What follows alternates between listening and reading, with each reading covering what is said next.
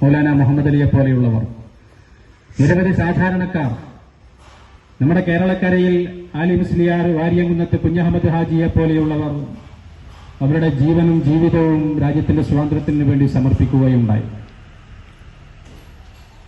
കുറെ കാലം അവരുടെ ജയിൽവാസം അവർ അനുഭവിക്കേണ്ടി വന്നു. ഒരുപാട് സ്ത്രീകളെ, സഹോദരിമാരെ വിധവകളായി മാറി.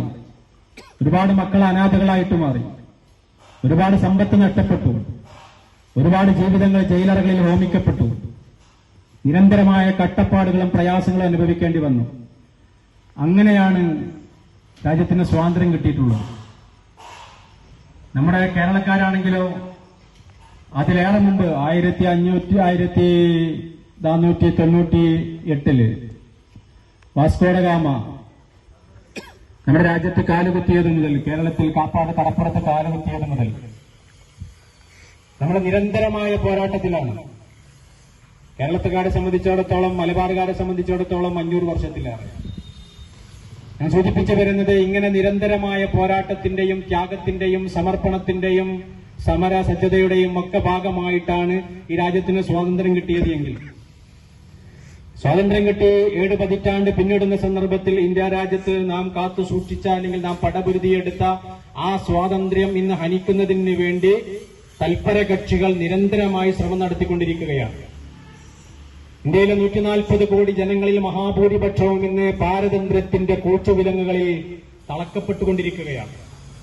ബ്രിട്ടീഷുകാർ ഒരു സുപ്രഭാതത്തിൽ പെട്ടെന്ന് നമ്മൾ അടിമകളാക്കിയതല്ല, മറിച്ച് നിരന്തരമായി പയ്യെയാണ് അവർ നമ്മൾ അടിമകളാക്കി മാറ്റിയത്. നിയമങ്ങളിലൂടെ, കുരുക്കുകളിലൂടെ, അതുപോലെ ഇപ്പോൾ പുതിയ ബില്ലുകളിലൂടെ, പുതിയ നിയമങ്ങളിലൂടെ ഫാസിസ്റ്റ് ഭരണകൂടം ഇന്ത്യ രാജ്യത്തെ അടിമത്തത്തിലേക്ക് നയിച്ചുകൊണ്ടിരിക്കുകയാണ്. ഇന്ത്യയിലെ ന്യൂനപക്ഷങ്ങളും ദളിതുകളും പിന്നാക്ക ജനവിഭാഗങ്ങളും ദരിദ്രരും കർഷകരും അടങ്ങുന്ന ഒരു വലിയൊരു സംഘം ഇന്ന് പാരതന്ത്ര്യത്തിലാണ്, അടിമത്തത്തിലാണ്, പ്രയാസത്തിലാണ്, കട്ടപ്പാടിലാണ്. രാഹുൽ ഗാന്ധി പാർലമെന്റിൽ പറഞ്ഞതുപോലെ 6 പേരുടെ ചക്രവ്യൂഹങ്ങളാണ് ഇന്ത്യ രാജ്യത്തെ ഇന്ന് വരിഞ്ഞു മുറുക്കിക്കൊണ്ടിരിക്കുന്നത്.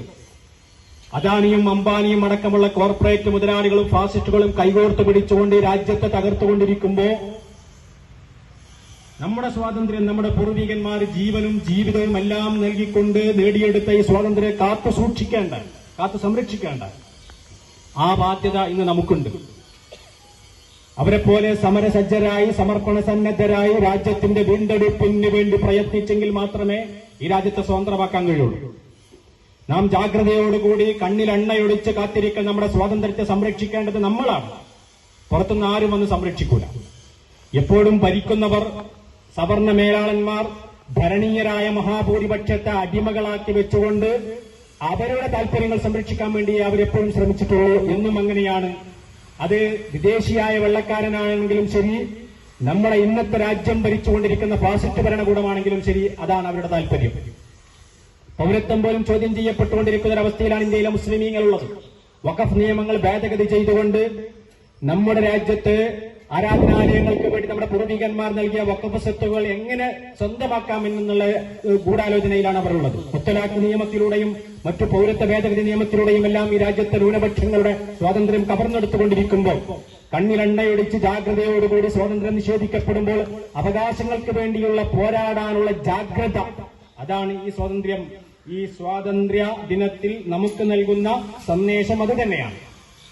രാജ്യത്തിന്റെ സ്വാതന്ത്ര്യം ഒരിക്കലും നഷ്ടപ്പെടുത്താൻ, അവകാശങ്ങൾ നഷ്ടപ്പെടുത്താൻ നമ്മൾ ഒരിക്കലും കൂട്ടുനിൽക്കാൻ പാടില്ല. നമ്മൾ അവിടെ നിസ്സംഗരാകാൻ പാടില്ല.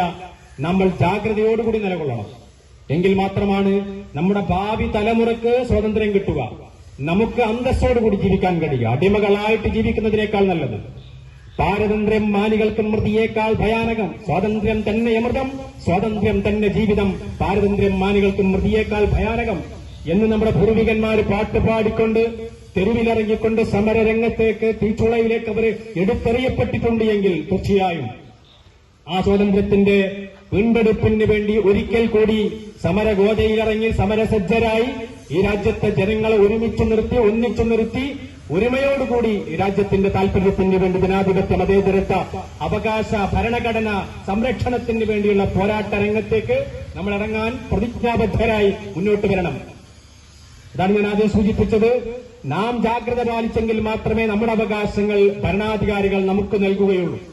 നമ്മുടെ ജാഗ്രതയാണ് നമ്മുടെ സ്വാതന്ത്ര്യത്തിന്റെ വീണ്ടെടുപ്പിന് വേണ്ടി ഏറ്റവും അനിവാര്യമായിട്ടുള്ളത്. അതുകൊണ്ട് ഈ സന്ദർഭത്തിൽ ജാഗ്രത എന്നുള്ള ഒറ്റ സന്ദേശമാണ് ഈ സന്ദർഭത്തിൽ ഈ സ്വാതന്ത്ര്യ സമര സന്ദേശമായിട്ട് ഈ വാദി റഹ്മ ഖുർആൻ അക്കാദമി സംഘടിപ്പിച്ചിട്ടുള്ള ഈ സ്വാതന്ത്ര്യദിന പരിപാടിയിൽ വിനീതൻ നിങ്ങൾക്ക് നൽകുന്നത്.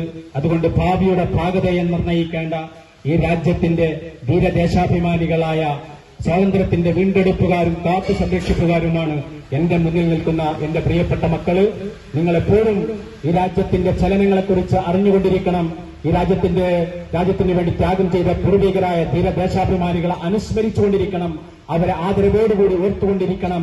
അവരുടെ ചരിത്രത്തിൽ നിന്നും ത്യാഗത്തിൽ നിന്നും പുതിയ ഊർജം ആർജിച്ചെടുത്തുകൊണ്ട് പുതിയൊരു രാജ്യത്തിന് വേണ്ടി ഹിന്ദുവും മുസ്ലിമും ക്രിസ്ത്യാനിയും ജൈനനും ബുദ്ധനും മതമുള്ളവനും മതമില്ലാത്തവനും പാവപ്പെട്ടവനും പണക്കാരനും കർഷകനും തൊഴിലാളിയും മുതലാളിയും ദരിദ്രനും എല്ലാവരും ഒരുമിച്ച് തോളോട് തോട് ചേർന്ന് നിൽക്കുന്ന ഇന്ത്യ രാജ്യവും ഭരണഘടനയും ഉയർത്തിപ്പിടിക്കുന്ന ഇക്വാലിറ്റി എന്ന സമത്വം, ഫ്രട്ടേണിറ്റി എന്ന സ്വാതന്ത്ര്യം, ഫ്രീഡം എന്ന ഫ്രട്ടേണിറ്റി എന്ന സാഹോദര്യം, ഫ്രീഡം എന്ന സ്വാതന്ത്ര്യം, ജസ്റ്റിസ് എന്ന നീതി, ഈ 4 തത്വങ്ങൾ ഉയർത്തിപ്പിടിക്കുന്ന ഈ രാജ്യത്തിന്റെ ഭാഗതയെ നിർണ്ണയിക്കുന്നവരായി സ്വാതന്ത്ര്യത്തിന്റെ കാവലാളുകളായി നിങ്ങൾ മാറണം എന്ന് മാത്രം ഈ സന്ദർഭത്തിൽ സൂചിപ്പിച്ചുകൊണ്ട്